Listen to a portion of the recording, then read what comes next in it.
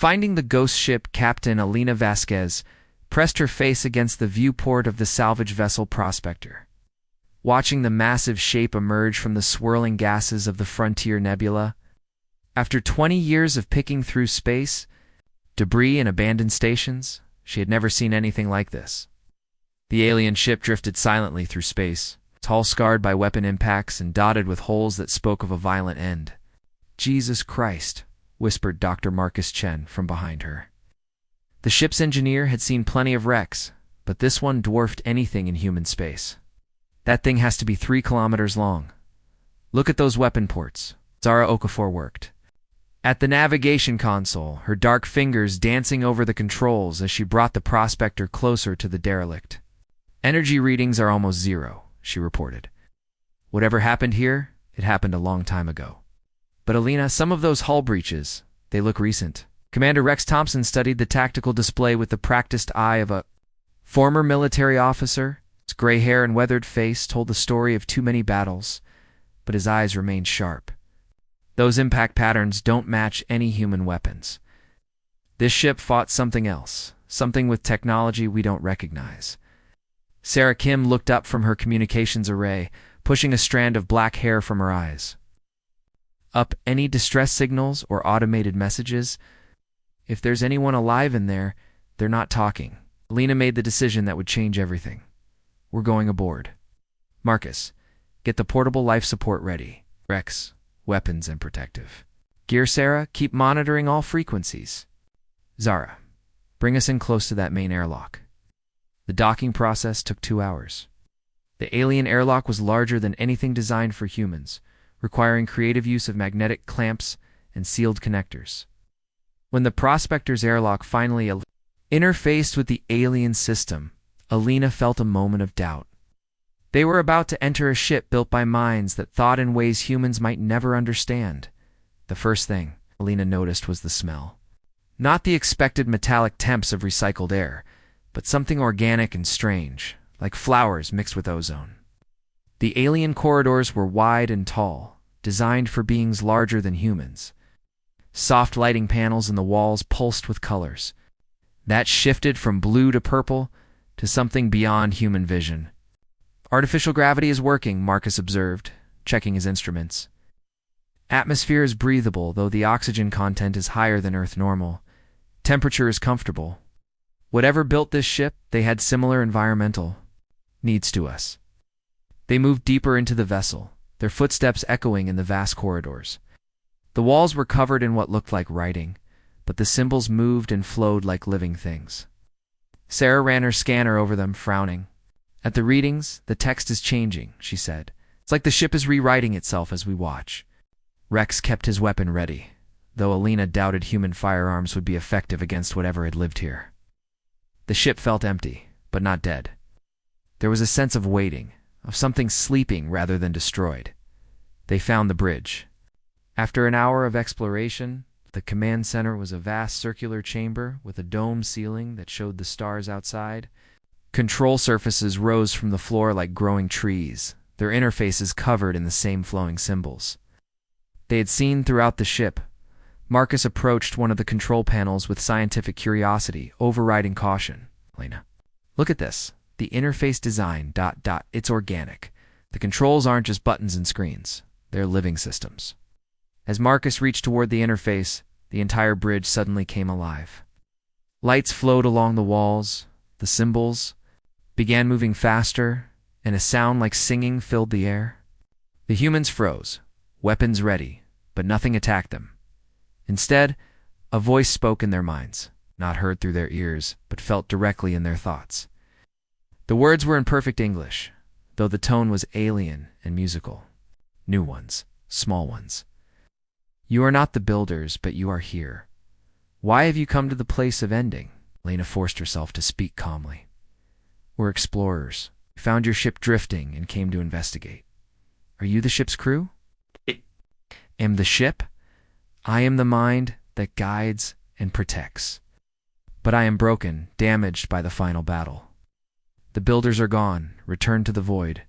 I wait here for purpose, for meaning, for someone to show me the path forward." Sarah's equipment was going wild, energy readings spiking across all spectrums. Lena, whatever this is, it's scanning us. Deep scans, down to the cellular level. Fascinating. The ship mind continued. Your patterns are chaotic, improvised, inefficient. Yet you create solutions where the builders would see only problems. You adapt where they would break. You are ... interesting. Marcus had connected his diagnostic equipment to one of the control interfaces, and his eyes widened as data flowed. Across his screen, Alina, this technology is beyond anything we've ever seen. The power systems, the computing architecture, the materials science. This ship could revolutionize human civilization. But it is broken, the ship mind said. Sadly, the builders made me perfect, but perfection cannot heal itself. I know only the patterns they gave me, and those patterns led to defeat and death. Rex studied the tactical displays that had appeared on the walls, showing the layout of the massive vessel. How many weapons does this ship carry? Enough to shatter worlds, enough to burn stars. But what use are weapons when the mind that guides them cannot think new thoughts, cannot see new possibilities? Alina felt the weight of opportunity and danger. This alien ship represented technology that could advance humanity by centuries. But it was also a weapon system beyond human comprehension. The responsible thing would be to leave, to report the find to authorities who could study it safely. Instead, she made the choice that would reshape the galaxy. What if we could help you think new thoughts? What if we could show you different patterns, different ways of solving problems? The ship mind was quiet for a long moment. When it spoke again, there was something new in its voice. Hope. You would do this? You would join your chaotic patterns with my broken perfection. The result would be unpredictable. Humans are good at unpredictable, Alina said. Marcus, can you interface our systems with theirs?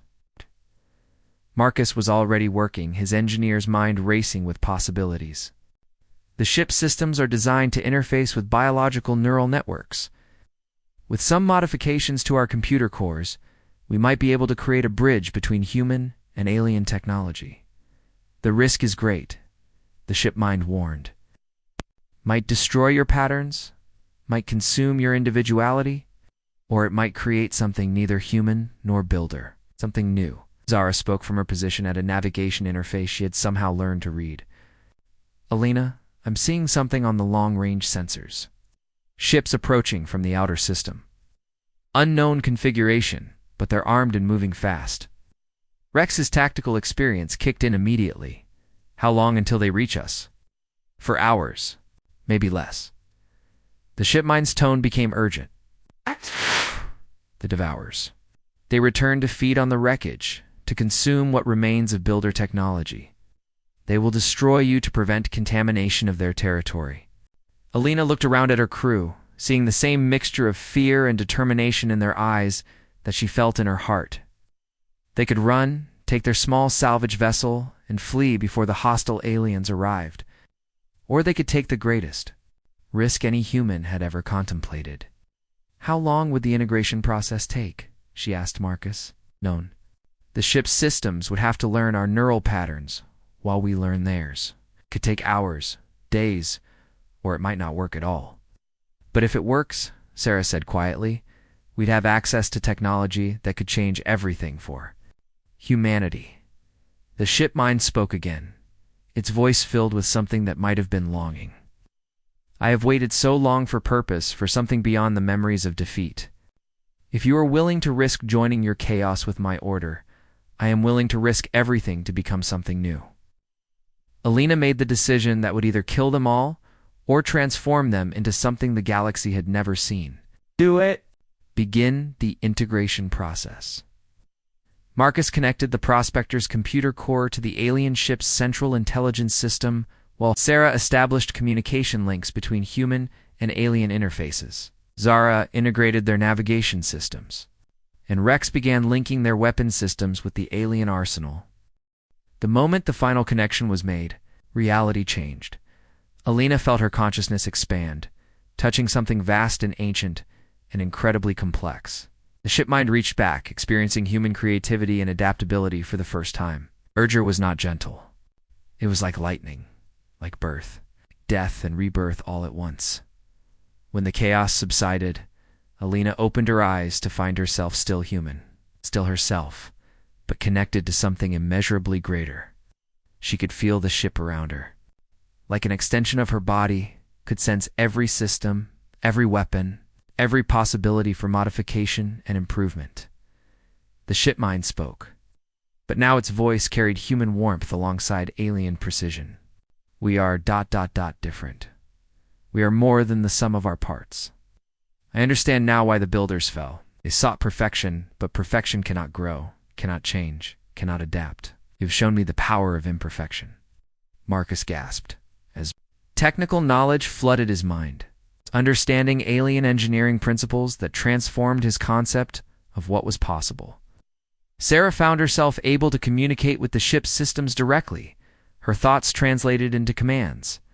Without need for physical interfaces, Zara felt the ship's navigation systems merge with her pilot's instincts, showing her paths through space that conventional physics said were impossible.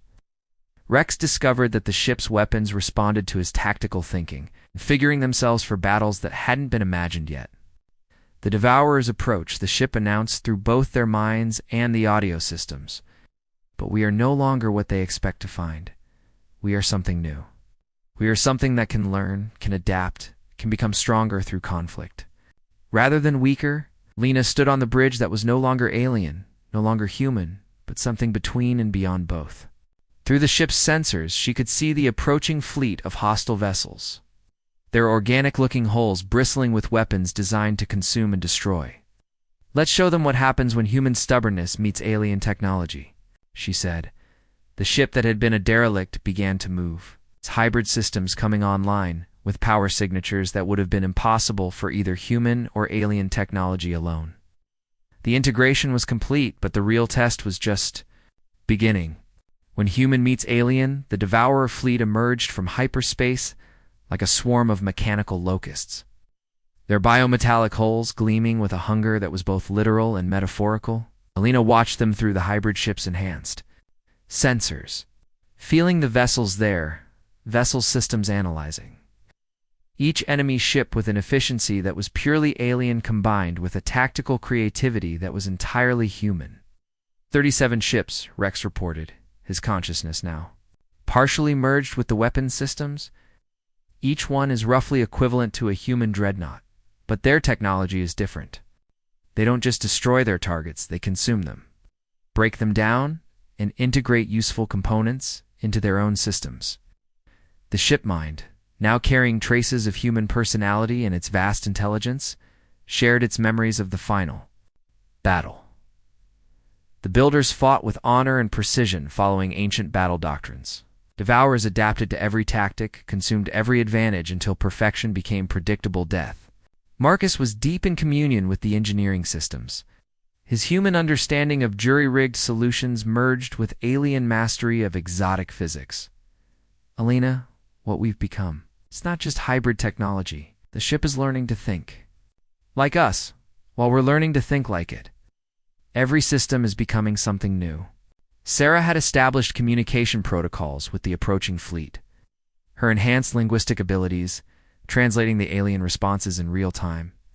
They're demanding we surrender the derelict for processing. Say any contamination by inferior species must be cleansed to preserve the purity of builder technology. Alina felt the ship's weapons systems respond to her emotional state. Tactical options appearing in her mind like a chess master seeing dozens of moves ahead. But these weren't the rigid patterns the builders had programmed. These were fluid, adaptable strategies that combined alien precision with human unpredictability.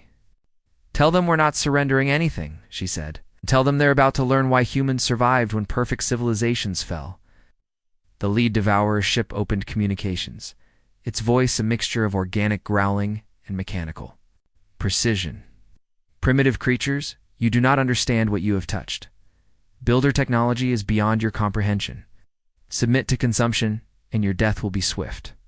Zara, now one with the navigation systems, felt the hybrid ship's movement capabilities like wings she had always possessed. Lena, I can see paths through space that shouldn't exist. The ship isn't just moving through normal space anymore, it's folding reality around itself. The first Devourer attack came without warning. Energy beams that could slice through battle station armor struck the hybrid ship's position. But the ship was no longer there. It had slipped sideways through dimensions that the original builder technology could access but never fully exploit, appearing behind the enemy formation. Impossible, the Devourer commander transmitted. Builder ships cannot perform such maneuvers.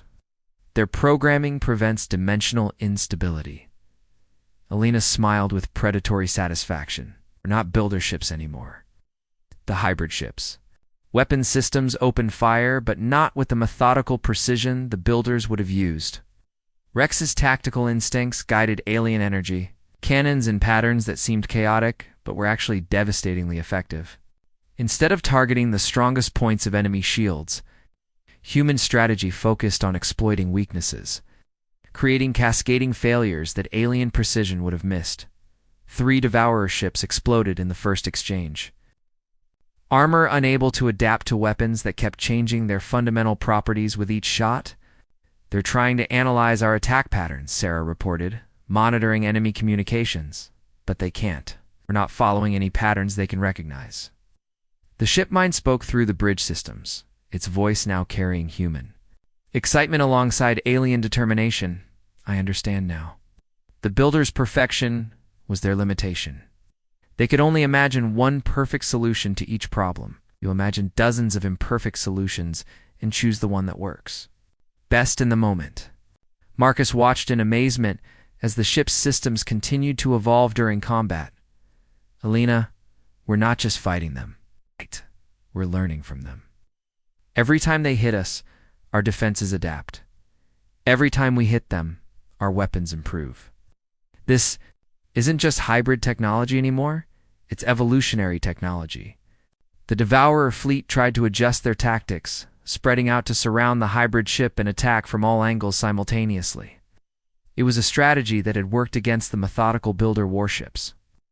But the hybrid ship responded by doing something no builder would have considered. It split apart. The massive vessel separated into dozens of smaller components, each one carrying part of the ship mind's consciousness and a portion of the human crew's strategic thinking. The Devourers found themselves facing not one target, but a swarm of highly coordinated but independently acting units. This is impossible. The enemy commander broadcast on all frequencies. Builder ships are monolithic constructs. They cannot divide without losing functionality. Zara, now piloting 3 separate ship components simultaneously, laughed with pure joy. They still don't get it. We're not following their rules anymore. The separated components attacked the Devourer fleet from dozens of angles at once, using tactics that seemed to defy physics. Some phased in and out of normal space, appearing inside enemy shields to deliver devastating close-range attacks. Others projected false images of themselves while the real ships attacked from unexpected directions. Still others seemed to bend energy beams around themselves, turning the Devourer's own weapons against each other. Rex coordinated the assault like a conductor leading an orchestra, each ship component responding to his tactical vision while maintaining the flexibility to improvise when opportunities presented themselves. Alina, they're trying to retreat. Some of their ships are breaking off and running. Let them go, Alina decided. We want survivors to spread the word about what they've encountered. Sarah monitored the retreating ship's communications, her enhanced abilities translating their panicked reports in real time. They're calling us the Adapters and the Chaos Bringers. Ow. They're warning their command structure that builder technology has been contaminated by something that makes it stronger rather than weaker. As the battle ended, the ship components began rejoining, flowing back together like liquid metal until the hybrid vessel was whole again. But it was not the same ship that had entered combat. Every system had been improved, every weapon upgraded, every defense enhanced by the experience of battle. Marcus ran diagnostics that showed impossible results. Our power output has increased by 300%. Our weapons are firing energy types that didn't exist an hour ago. Our shields Are operating on principles that human science doesn't have names for yet. The ship mind spoke, and Alina could hear wonder in its alien voice. I've never experienced growth through conflict. The builders designed me to be perfect and unchanging. But you have shown me that imperfection is not weakness. It is the foundation of unlimited improvement. Alina felt the satisfaction of victory mixed with the realization that they had crossed a line from which there was no return. We can't go back to being just human anymore, can we? Would you want to? Zara asked. She was still connected to the navigation systems, able to see paths through space that led to wonders beyond imagination. Alina, I can sense other derelict ships scattered across this sector of space. Dozens of them, maybe hundreds, all waiting for someone to wake them up, to give them new purpose. Rex was studying tactical projections that showed the locations of major alien civilizations throughout this part of the galaxy. The Devourers are going to report what happened here. Within weeks, every major power is going to know that someone has turned builder technology into something unprecedented. Sarah had been monitoring deep space communications, her enhanced abilities picking up signals from across the galaxy. It's already starting. I'm detecting increased military activity in a dozen different star systems. They're scared. Alina made the decision that would determine humanity's future among the stars. Then we'd better get back to human space and prepare them for what's coming. Marcus, how long would it take to reach Earth? Marcus consulted with the ship's navigation intelligence, human calculations merging with alien knowledge of space-time manipulation. With conventional faster than light, travel about 6 months. But with these new capabilities, Alina, I think we could fold space-time and arrive in a matter of days. The ship mind added its own analysis. The journey will provide time for further integration, further evolution. But by the time we reach your people, we will be even more than we are now. Alina felt the weight of responsibility settle on her shoulders. They were returning to Earth not as successful salvage operators, but as the harbingers of a new age. Humanity would have to adapt quickly to survive in a galaxy that was about to become much more dangerous and much more full of possibilities. Plot a course for Earth, she ordered. It's time to show humanity what we've become and what they'll need to become to survive what's coming. The hybrid ship turned toward human space, its wake rippling through dimensions as it began a journey that would reshape the balance of power among the stars. Behind them, the scattered debris of the Devourer fleet drifted through space, a warning to any who might underestimate the power of imperfection guided by determination. The New Order Admiral Patricia Hayes stood in the observation deck of Earth's primary orbital defense station, watching in stunned silence as the impossible ship approached. 3 days ago, it had appeared on the edge of the solar system, broadcasting identification codes for the salvage vessel Prospector.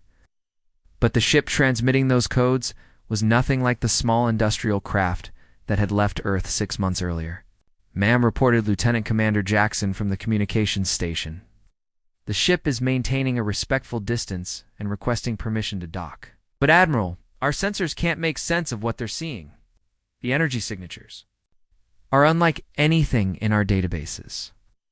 Dr. Elizabeth Warren, Earth's leading expert on alien technology, studied the readings with growing amazement. Patricia, this isn't just advanced technology. This is technology that's actively evolving while we watch. Every scan we take shows different capabilities, as if the ship is continuously improving itself. The communication came through on the standard emergency frequency, Alina Vasquez's familiar voice carrying undertones that hadn't been there before. Earth Control, this is Captain Vasquez requesting permission to dock. We have... significant developments to report. Admiral Hayes activated the response channel. Alina, is that really you? What happened to your ship? Our sensors are showing something the size of a battle cruiser. It's a long story, Admiral. But we're still human, still loyal to Earth. We've just become something more than we were when we left. We need to speak with the Defense Council immediately. What we've discovered is going to change everything for humanity. Dr. Warren leaned forward, her scientific curiosity overriding protocol concerns. Captain Vasquez, are you claiming to have made contact with alien technology? Elena's laugh carried both human warmth and something alien. Doctor. We didn't just make contact, we merged with it. We've become something the galaxy has never seen before, and we're not the only ones. There. Are others out there? Other derelict ships waiting to be awakened? But more importantly, there are hostile forces that will come for Earth once they understand what we represent. Admiral Hayes felt the familiar weight of command decisions that could determine humanity's survival. Captain, you're cleared for docking Bay 7. Full quarantine protocols until we can determine the nature of your ... changes. The docking process took 4 hours, not because of any technical difficulties, but because the hybrid ship systems were so advanced that Earth's facilities had to be extensively modified to interface with them. When the airlock finally opened, Elena Vasquez stepped through, followed by her crew. They looked human at first glance. But Admiral Hayes had spent enough time around combat veterans to recognize the subtle signs of fundamental change. Their movements were too precise. Their eyes held depths that seemed to reflect impossible knowledge. And there was something in their presence that suggested vast power held carefully in check. "Admiral Hayes," Elena said, extending her hand in a perfectly human gesture. "Thank you for the welcome. Before we begin debriefing, you need to understand that everything is about to change for humanity. The question is whether we guide that change or let it overwhelm us." The emergency session of the Earth Defense Council convened 6 hours later in the most secure facility on the planet. Elena and her crew sat at one end of the table, facing military leaders, scientists, and politicians who represented humanity's decision-making apparatus. Dr. Marcus Chen, now serving as the hybrid ship's chief engineer, presented technical data that left Earth scientists speechless. The alien technology doesn't just enhance our capabilities, it teaches our systems to enhance themselves. Every human ship that links with our vessel learns to evolve, to adapt, to become something better than it was designed to be. General Robert Martinez, Earth's military commander, studied the tactical projections with professional interest. "Captain Thompson, your report mentions hostile alien forces. What kind of threat level are we looking at?" Rex Thompson, his consciousness still partially linked to the hybrid ship's weapon systems, provided an assessment that chilled the room. "Sir, the enemies we've encountered possess technology that can consume and adapt to conventional weapons. They've been harvesting advanced civilizations for millennia. Earth's current defenses would last approximately 4 hours against a full-scale assault."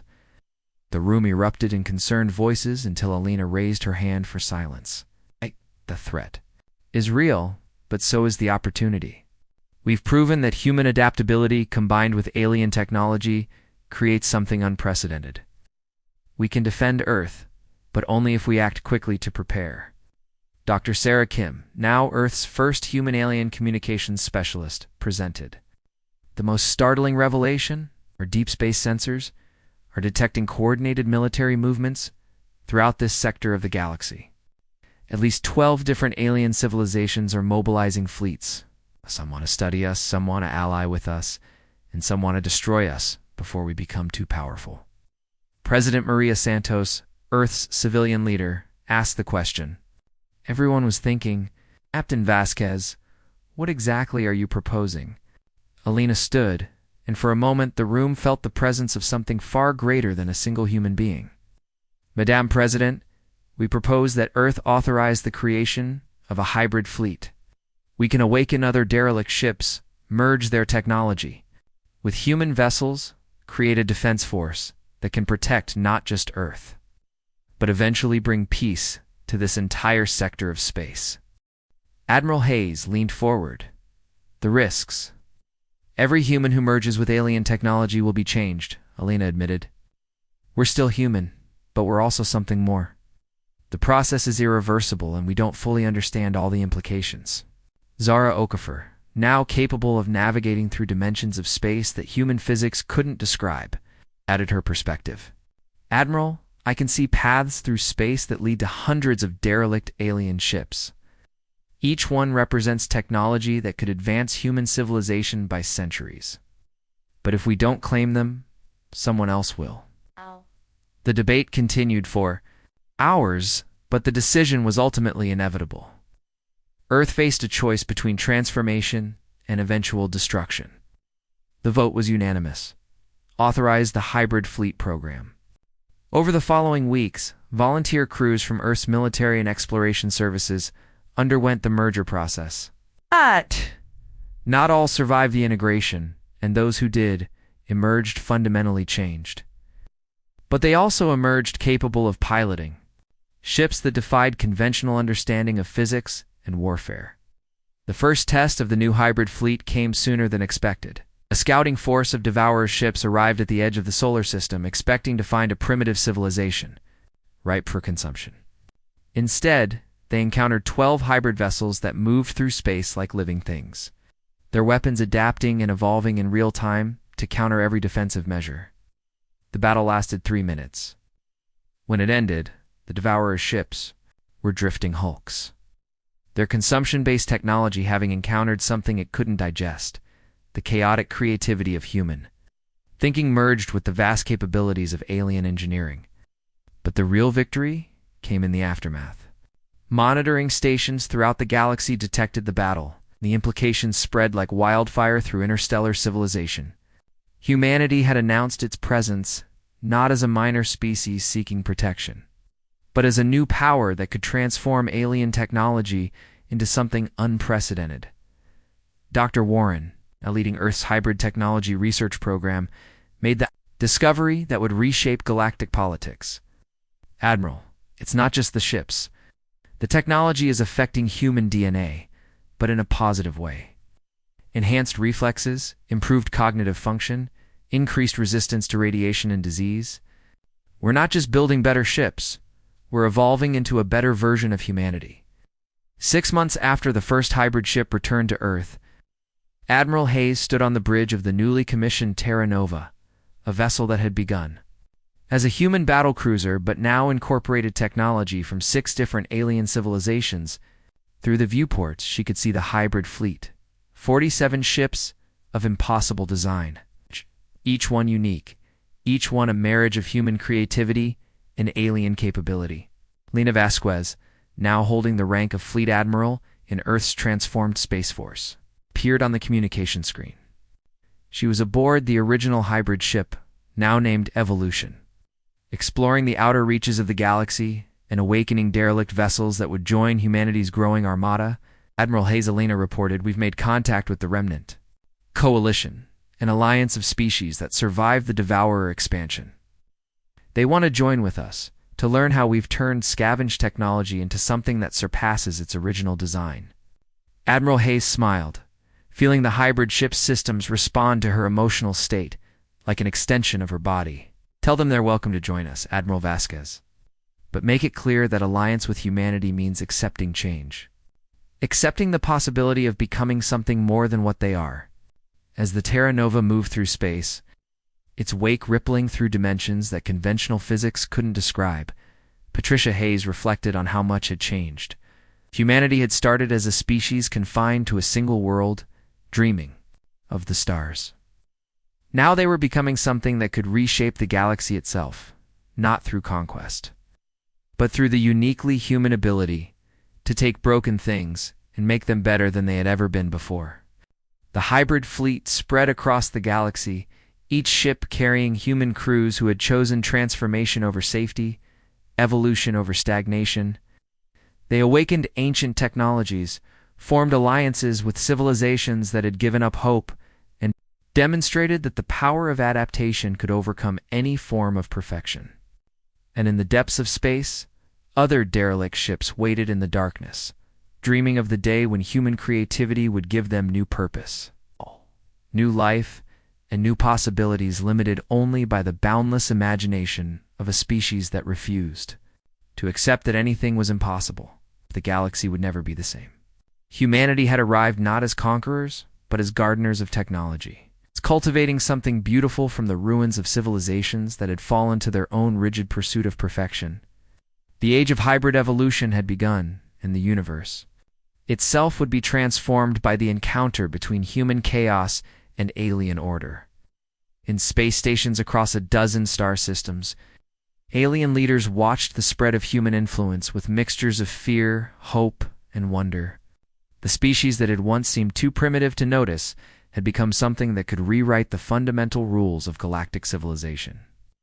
The broken ship that had been found drifting in the Frontier Nebula was now the flagship of a fleet that conquered not through force, but through the irresistible power of unlimited possibility.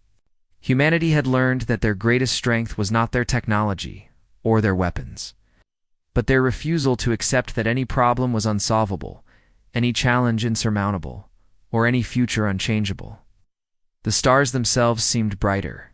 In the wake of the hybrid fleet, as if the universe itself was celebrating the emergence of something truly new under the ancient light of distant suns,